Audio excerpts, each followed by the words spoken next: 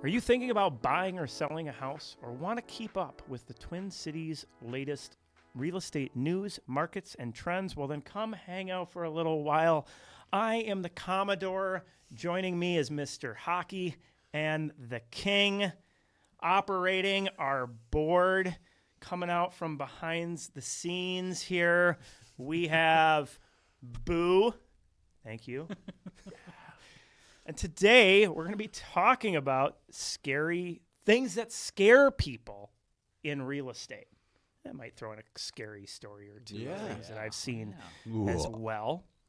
But before we dive into that, I just want to get into some backstories here. This is our Halloween episode. And so, Mr. Hockey, yes, can you tell us a little bit about yourself? Yeah, well, to date, professional. Well, how did you end up being Mr. Hockey? Yeah, good question. So in middle school, I was coming out of the 8th grade, and I had a bad knee injury. Yeah. My mom and dad were really disappointed because they thought I was going pro. Blew the old knee out and got into, the mortgage business out of high school. Nice. And, I still... What level of hockey you play now? Well, let's just say I gotta dust the skates off. All right. But yeah. Thanks for asking, though. And the King. Very good. It became clear, and there's a distant relative in my bloodline that was heir to the throne of St. Paul, and Yes, it was discovered, and the crown was laid upon my head. Nice. Well, I'm the Commodore. yes. So I served 7 years in the Minnesota Army National Guard, and I like boats a lot, though. I really like boats ever since I was a kid. In the bathtub. So Nice. yeah. Now it's just an honorary title. I am the Commodore of the International Yacht Rock Club. It's an important title. Mm-hmm. It is Absolutely. very important. So, but today we're gonna deep dive now that we know our stories into what our local market is doing. I love how Lord is just dying laughing back there on the board. I love it. All right. So, getting serious if we can. Okay. Oh yeah, real Yeah, estate. real estate. Commodore of real estate, the king of real estate, and Yes. How are hockey of mortgage. Hockey at mortgage. The brute. The brute. Yes. Of like mortgage. how are my land holdings? Your holdings. All right. Well, Yeah. looking a little beyond St. Paul. The new listings, starting to drop off. This is normal this time of year that we see the market slowing down. Big surprise. We got snow around the corner here. I think we got a little dusting where I'm at the other day. Holidays coming up. Yeah, exactly. It's a normal thing for listings to be slowing down at this time of year. And what's a little different, though, this year versus last is where pending sales were kind of holding level last year, we're seeing that decreasing too. And I think that's directly related to interest rates, which we're going to deep dive as to one of the scarier things that's happening in the market, or things that are scaring people, I should say, for sure. in the market right now. So, new listings down, but pending sales down, which is really holding inventory flat. And I know on the mastermind call that I did this morning, we were talking about historically when the peak week was in inventory. And if we look at last year, it was October 15th. If we look at the 3 previous years, it was more like mid-September when we saw peak inventory. So rates are definitely, I think, playing into this piece of the pie, pulling some more buyers, having them step back, which is keeping that inventory a little higher, a little longer. It looks like probably the peak week for this year was the week ending on the 14th, 8,873 listings in the marketplace. So we'll see if that holds true. As I've been advising my sellers, this is just it's a slow time of year. It always is a slow time of year. We look a couple years back, things were actually picking up in later November and into December before the ramp up. And that's possible we could see that again. And the reason being is we have this really low peak inventory. Right. Because if we look at peak this year was at at 8,873. Last year it was 9,560. So we're at, what's 7.5%? Yeah, difference? exactly. And so if we drop the same amount of listings into our low point, we're going to have the lowest inventory we've ever seen. In history. Now that's going to be scary for buyers. Yeah, that will be. Because like the population is still going up, and there's still the demand is still there, but the inventory is not. Yeah, and it really is going to be like a light switch out there, right? It's a quiet time of year. It's always a quiet time of year for buyers. So I'm just, I really want to wait. I think if you can get ahead of the craziness, I mean, we're talking tens of thousands of dollars differential in sale price, right? Yep. Easily 10. More like 20,000, 25,000 or more. I mean, that's the difference in negotiation that I'm seeing out there right now on properties. Right. Yeah. So, things that scare people out there, and we're going to get into this, which is interest rates. Well, what's even more scary is that if you're holding out, how that could affect the final sale price, because you can refinance, but if you're paying that much more, I mean that's going to really make a difference in that payment. Yeah, something I've noticed is as I'm running numbers for people, I'm looking at these houses, obviously, right? I'm curious in real estate myself, and I've really noticed. I just worked some numbers on a property up in Anoka, and this is a Rambler, 5-bedroom, 3-bath, like 3,100 square feet. Yep. List price is $425, and this property has 2 acres, right? And I'm thinking back in August or July, that would have went in multiple offers, probably like $475. Literally, it's a beautiful property. My point to what I'm saying is, although interest rates are high, we can't control the sale prices of these houses. If you can strike while the oven's hot, and the oven's hot right now, right? If you're in the market, especially if you're going outside of the city limits a little bit, up into these areas, let's just say Anoka or North Branch or Lakeville, even down by you, Kirk. Yep. You can find better buys, right? Yep. And so just keep that in mind. It's something that I've noticed. You get to the outskirts, you start to see that. That's for sure. Yep. Showings per listing right now. So for sellers, if you are on the market, 3.01 is the showings per listing per week, average between 250 and 500K. So if you are experiencing 3 showings or so average, I mean, that's normal. That's what the market is at right now. Right. Actually, if you look back last week, it was below 3. So it is that slow time of year. Be patient. Don't freak out. Right? Yeah. Because we're talking about this craziness that's coming up. That's 90 days away before it really gets moving fast. Right. So if you're freaking, let's slash the price by $25,000, that may be $25,000 you don't need to do. Right. Now, I would say if you are getting 0 showings, 1 showing a week, you're in that price point, you've looked at what your market is, maybe looking at a price change is worthwhile. But if you are maintaining what the market is, it's not bad. And it might be worth just like taking a pause and then coming back in 90 days later and relisting if you don't need to sell right now. Just hang out for the holidays and relist after the new year. Yeah. I know, that's a conversation with sellers, conversation with agents that we're having right now. Lastly, the market meter, 3.49, so it is in that buyer's market range. We're going to take a quick commercial break when we come back, getting into that things that scare people in real estate. Check us out, TwinCitiesRealEstateShow.com. We'll be right back.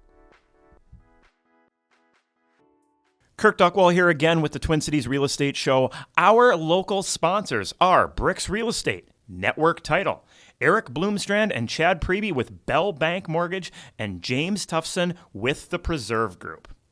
When shopping for a mortgage, there is a formula to get the best rate. With the market today, knowing this formula is more important than ever. My name is Chad Priebe with Bell Bank Mortgage. I have over 20 years experience in the mortgage industry and in home buying education. I'd like to share this useful tool with you to help you shop for your mortgage. You can find me at chadpriebe.com or call me at 651-207-9274.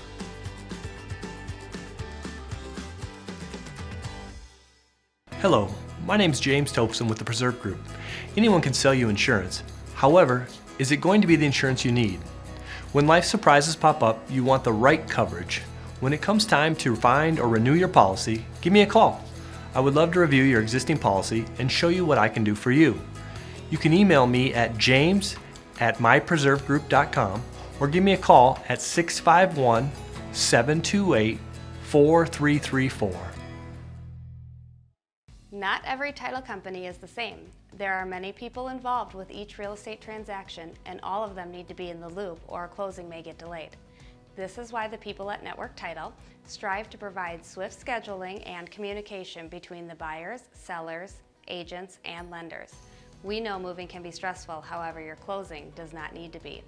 Check us out online at network-title.com. People always ask realtors, what is your commission? But what they should be asking is, what is your rate of return? Commissions only vary by a couple of percent from agent to agent. However, the price per square foot you get just based on their experience and the quality of marketing they use can vary by 10% or more. At BRIX Real Estate, our agents use the right marketing and have the experience to get you top dollar for your house. See what we can do for you at BRIXTwinCities.com.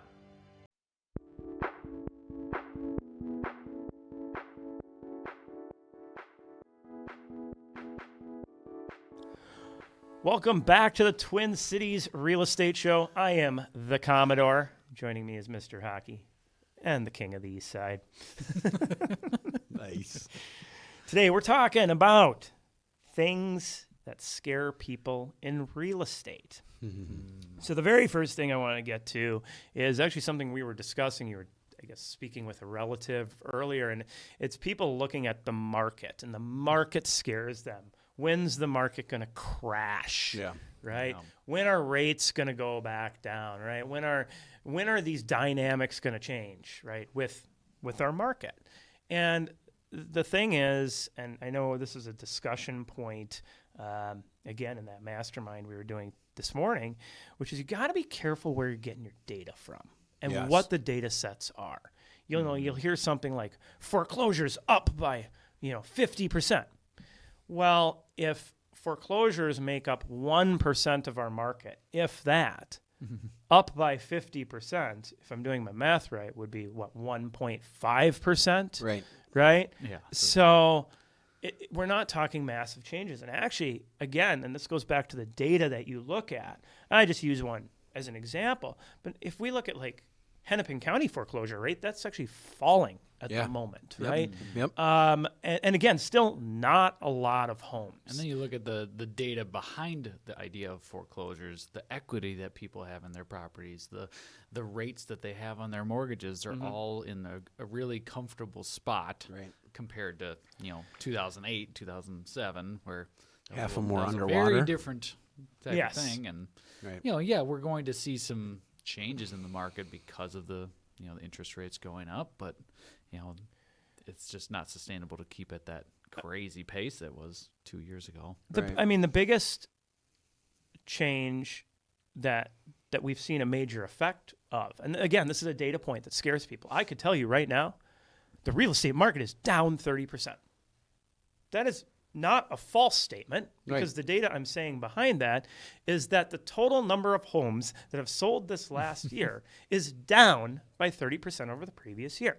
However, the actual sale prices of the homes that have sold are still up year over year. So the average home buyer and the average home seller, when I say that data point, it actually doesn't affect them. Right? Yep. Unless you're offloading massive amounts of inventory, and and that said, it just means that overall sales are a little slower. Days on market are up a little bit, but prices are still up. Right? So that's another point, right? Is you look at where the market was a year and a half ago, and we were at interest rates around 3% or so. Now we're at interest rates above 8%, but home prices are still up year over year, 2.4%. Massive increase in interest rates, and home prices are still up. And why is this? Because inventory is low. Correct. Part of the reason is that home sales are down. Yep.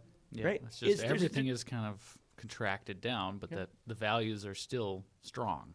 Right. So, who is most affected by the 30% down in the market?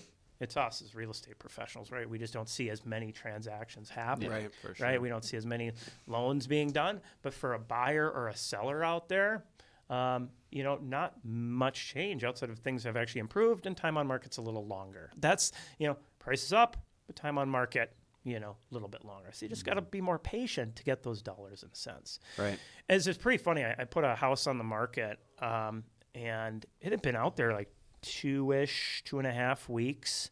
And I was just shocked, like, wow, showings are low. I'm getting a huge view rate. Tons of people are viewing this thing online. Yeah. But the showings are low. Well, somebody came in, made what I thought was a very reasonable offer for this time of year. Good for the seller, good for the buyer. I think it was mutually a good offer. Well, as soon as I switched the status, I must have gotten 5 phone calls. Oh, did you sell that place? Did you sell that place? Right, people are sitting on it. Yeah, people are sitting on the sidelines waiting, but they're missing good opportunity. Right. That was a good opportunity, and they sat on their hands. Yep. And the thing is that same property, you go 4 or 5 months from now, good luck, having it sit around for 2 weeks. Right. Exactly. Maybe prices don't change a whole lot, but you better learn to react fast. So, right now, I would say if you're a buyer, don't let the market scare you. Take advantage of this. Moving on, though, into rates, right? This is part of that conversation about market. Yeah. It is interest rates, right? People are seeing the rates up at above 8%. Right? Correct. Yeah. Terrifying. Affordability is a huge conversation, and it is scary, right? We know that 40% of our the monthly payments can be a little Yeah. scary to look at. I mean, it's highest rates we've seen in a little over 20 years. long Yeah. time. Yeah. To our parents, let's say, they're not as shocked, right? First-time home buyers, 40% of the buyers in the market are first-time home buyers. So when they hear about their friends buying 2.5%, 3%, they then look at the same value of a home that their friend bought at 3% interest, and then they look at numbers today. It's sticker shock. Yeah, It's big real. There's some programs that we have available to help with affordability for your first 2 years. There's a temporary buy-down program called the 2-1 buy-down. I think what we saw on the transaction coordinator this morning where the seller paid closing costs is still fairly high. It's because of the 2-1 buy-down, right? So because you got to bake in the cost of that buy-down where the seller pays it. But there's programs out there that can make your payment affordable. That's why you don't want to just sideline it. Talk to a professional loan officer that knows the Twin Cities market and the programs that are available, and it might work out for you. Well, I mean, it's one of the biggest financial commitments that most people ever make until the next time they do it. And you really want to talk to somebody who knows the market and knows the numbers. That is key, right? Yes. That where do they? I know we just did a transaction with a client, and he kept, what do you think? Do you think this is a good buy? Do you think this is a good buy? I said, this is a darn good buy. You picked it up at the right time of year. Yeah. People are just, a lot of people sitting on their hands waiting for that perfect deal to come along that nobody else has seen. Right. Right. Exactly. Let me know and the thing is, when you find that. To find that perfect deal, you actually have to be out there looking, and you have to be willing to pull the trigger, and you have to be willing to realize it's never going to be perfect. Yeah. You're always going to have an offsetting factor. This is what we talk about: price, size, condition, location, neighborhood. Something you're going to have to make a compromise on. So what is that thing? Well, right now, a lot of people are compromising on that price piece, not necessarily because of the purchase price, but because of the mortgage rates. They understand, hey, we're going to jump into this with a little higher rate, but the intention is to buy down. Right. And the odds say, as rates keep going up here, the odds say that I think it's up to maybe a 98% chance that if you were to do a 5-1 arm, that the rates will be lower when if the arm was to go all the way through. Right. Look at the history of it. Right. Look at the history. Right. Definitely. And so just like you would talk to a financial advisor, talk to somebody who really knows real estate, and especially if you're talking buy sell right now. Oh my goodness. Yeah. Now we're talking many, many tens of thousands of dollars differential. If you time the things correctly, timing out the sale correctly, timing out the purchase correctly. Yeah. Like if you can do a buy now, 90-day close, right? And then sell your place when that inventory is at rock bottom in a few months, you're going to come out really ahead. Right. Yeah, there are opportunities. And like you said, when we look at the delinquency rates, I know Danny had mentioned on the mastermind call this morning regarding auto loans. And it's this real. It depends on which major media channel you're watching that day. On if you're that person that's looking from your data from the local media source, you're going to lose out. Right, and I know this for a fact because I was watching the news the other night, and they were talking about how interest rates were creeping over 8%. Well, that was like 2 weeks before that; they were already over 8%. So the data and again, it's nothing against the local media, but they're behind. They don't have the up-to-date information. Like Kirk's trying to say is that if you're working with a realtor or a loan officer out of California and you want to buy in Minnesota, the data's not there. They don't know the market here. It's way different, right? So get yourself connected with a local reputable agent as well as a loan officer and learn the market. There's a lot of opportunity out there right now. I think one of the two biggest things that I think buyers are scared of is, that overpaying, being scared of the rate, but then also paying a lot for a house that maybe is a lemon or has some major, maintenance issues that they don't know what they're getting into, and especially if it's their first time home, they don't know what goes into owning a home and maintaining a home. So when you're spending $500,000 on a property, you want to make sure that you're working with somebody who can point you into the direction of, okay, these are repairs to keep an eye on. These are good repairs that have been done. So that's the maintenance. That's a big thing. Yeah, the maintenance. I mean, think about over the last 3 years how many people waived their home inspection to get their offer accepted. Yeah. Okay, so I'm not hacking on any of you realtors. The Commodore doesn't like that. No, and I'm not saying anybody that did that is a bad person or God dang it, you should have done something different. Was the market, but man. If you have an opportunity today to get a home inspection, right, and pay 30-40 grand less, granted the interest rate's higher, you're in a win-win situation. Wow. You're paying 30-40 grand less for the house. You're able to get a home inspection, and then you do have that opportunity to refinance down the road when rates allow you to do that. Yeah, and I just did one where we had a no nitpick. We set a cap. Things came back a little higher than the cap. Asked for a whole bunch of things, still got it right. So we leveraged the current market conditions to get the best in negotiation, and then to add in a contingent upon successful closing too, right? So negotiation, inspection, all of that, which would that kind of offer, not a chance in the spring market. No way. Right? Yeah. No way. Lower contingent, inspection in place, not going to happen. And those folks are coming in from out of state. I think that you're talking about. Yeah. So So, the maintenance piece, though, I think that's really critical because that is something that scares a lot of people. What kind of maintenance does it take for a house? What kind of maintenance does it take for a townhouse? What kind of maintenance does it take for a condo? What are the appropriate expectations? I mean, we've seen the dynamic go from, a buyer gets nothing to a buyer gets everything to a buyer gets nothing to a buyer gets everything. And so you see the shift in tolerance of, buying a home that needs a little work.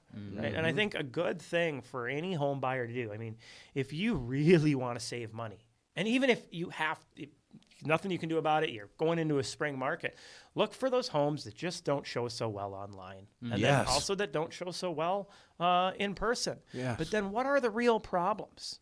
Are we talking carpet and paint?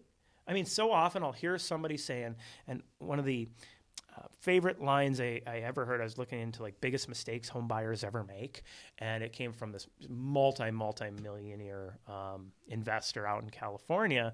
And he said the biggest thing is people pay too much attention to the cosmetics. Yeah. They pay attention to the simple, easy, cheap stuff to fix, and it costs them a fortune in their price. And so, I mean, realistically, you carpet and paint in most homes, when you shop it around a little bit, you're probably $6,000 to $10,000 to have that done, right? Okay. So you walk into the house, that you can save $25,000, $30,000 on, and it's also not the house that goes up and above in multiple offers, so you get the negotiation down, and it's not going way above. Right. Is that worth $6,000 to $10,000? Well, I don't have the money. Okay, can you get some sort of line of credit card, something to make that work? Yeah. Just to tide you through that period of time, because you're going to save a huge chunk of money if you can take those little things on. Yeah, that's important. Sorry to cut you off. My wife and I do this, right? We take advantage of the 0% interest deals like Menards has it, Home Depot has it, carpet companies have this. Every retailer has this. Year or whatever, so if you're strapped for cash because you just bought a house, which most people are, take advantage of the 0% interest for 1 or 2 years. Make your payments on it, but it's affordable. It's a good way to get your foot in the door, like you're talking about. Right. You're no interest. You get it in. You're not paying way above. Right. You can get that option. And, a lot of people like that. I want to walk in. I want to turn that key. Well, is it worth the cost of a new vehicle to you to have that luxury to do that, or do you really want to save some real dollars and cents out? Yes. Or never getting a property. If your standards are unrealistic, you're probably never going to find a property if you can't compromise on something. And what's better, your 100% rent, which is rate on rent, right, versus the 8% interest rate. Right. Lease roulette. And most of the time, when you look at what they're currently renting, and not always, but they're actually making a move up when they buy that property, right? That they're getting something better than what they're currently renting, even when you look at some conditional deficiency that's there. And that kind of leads to the last thing I want to touch on, scary, is that commitment. Yeah. Right? That is a big one. Right. They'll use excuses, because that's really what they are. Excuses, rates. The market crashing. When is it going to happen? Right. The maintenance. They're scared of commitment. Right? Yeah. And the questions you need to answer to get yourself to a point of, is this a smart thing to do or not, is when you close your eyes, where do you see yourself in 1 to 3 years? Is it where you currently are? Or do you want something different? This goes for sellers too, like somebody who's like, you know what, I think maybe we need to downsize, or maybe we need to upsize, or maybe we need something different. Right. But then it's rates, it's all these things they use as excuses, right? Is they're scared of the commitment to do it. Well, talk through it. Does it make really smart sense? What's going to make you happy? Does it actually make sense? Pen to paper makes sense.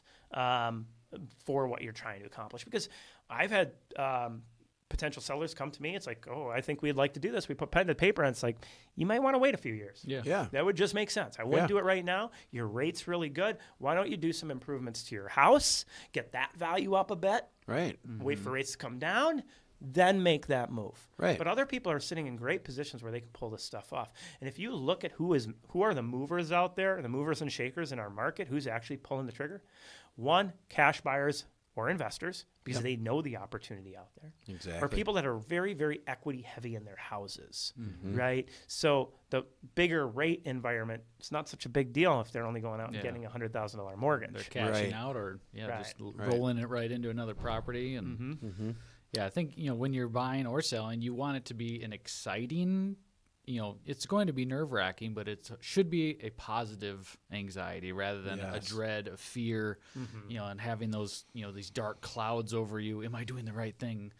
So if you're having those fears, you need to talk to a professional and really go through the different options. Is this the best time? Because it may not be. Like I said, it's okay. It's okay to say no. Yeah. I mean, it really is. Like for somebody who's renting, I would start off with, well, are you going to be here in the Twin Cities in the next 3 years? Job stuff. Yeah, job-wise. Are you going to be here? If the answer is no, don't buy a house. Don't buy. Yeah. Right? Yeah.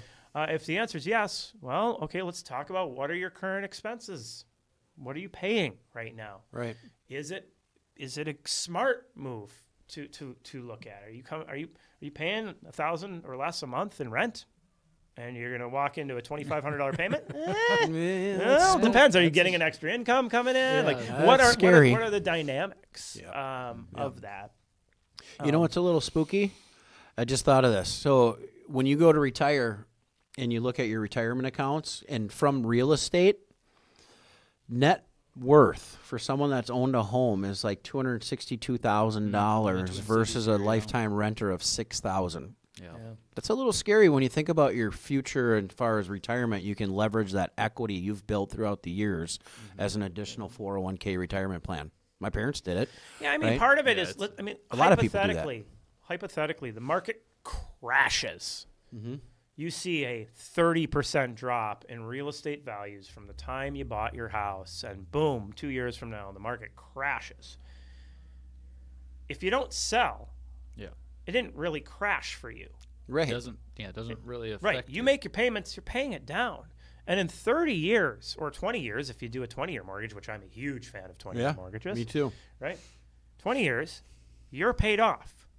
You own that completely. That crash did not really affect you. It's a long-term investment. The sell. Right. Yeah. And if you look at all real estate downturns, it usually is like, I think 2012 was the low year, and it took up until about 2016, 2017-ish, and we were really coming back online with where prices were at. Right. So if you are in that period, and then you go to sell, I mean, you've paid it off. That renter that has rented for 20 years, let's say they both start at the same time, they have no equity. Right. They've paid rent. They have nothing. So there's that, net worth. This person has their house completely paid off. Exactly. This other person has nothing. Your landlord loves you. Oh, yeah. I mean, Well, they have a lot of net wealth. You help pay their mortgage. Right. That's. I mean, at the end of the day, you're paying a mortgage whether you like it or not. Yeah. Right. Right. You're paying their mortgage because they went out and bought real estate. Yeah. One thing I really liked that you said on the mastermind call this morning was that first-time home buyers, it has been really interesting over the last 3 years how many first-time home buyers were in that $400,000 to $500,000 bucket. Yeah. Or if you look in the past history, first-time home buyers weren't buying $400,000 or $500,000 houses. No. They were on the east side buying your $150,000 to $200,000 houses. And what I liked you say is that opportunity is coming back around. Yeah. Right. We're starting to see those opportunities pop up again, where. Again, the mindset with lower interest rates got a lot of our first-time home buyers thinking they needed to move into these luxury homes. I'm going to buy a Porsche 911. Yeah. Right. As my the very rates first. are so good, I can afford it. Right. My very first vehicle. Right. If you think back to your first house you bought, I mean, I had a 2-bedroom, 1-bath little box Rambler, but it worked perfect, and I sold it for a profit, which got me again to the other property, which now I'm at the place I'm at now because of that equity position I had. Did I love my first house? No.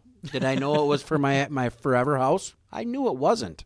Thinking about your first house like your forever house It's would be the same mindset as trying to think of your very first car as your forever car. Right. It does not make sense. Yeah. Right. It's a starting point. It's a learning opportunity. It's building wealth. It serves a Hey, function. maybe you learn how to change your own oil. Maybe you learn how to do certain things to that. How to that, deal that, with tabs and insurance. And, Right. It's a learning opportunity. Yeah. Exactly. Well, I'm sure there's lots of other scary things that we yes. could talk about. I know I've covered a lot of scary houses I've been in. That's man. a story for another Halloween. Yeah. So, well, thank you, Mr. Hockey and the Yeah. King. Thank you, You're Mr. welcome. Commodore. Ahoy.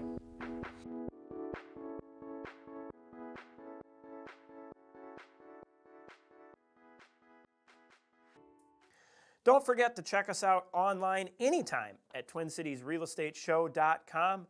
There you can find all of our past shows, our weekly market updates, along with the latest and greatest searching and researching tools, and our free publications to include the Smart Home Buyer Guide and the Smart Seller Guide, along with the BRIX Report. All of these free for you. If you have any real estate questions, please feel free to give us a call, 651-303-0019. Again, 651-303-0019. Happy to help answer any of your real estate questions or assist with your real estate needs.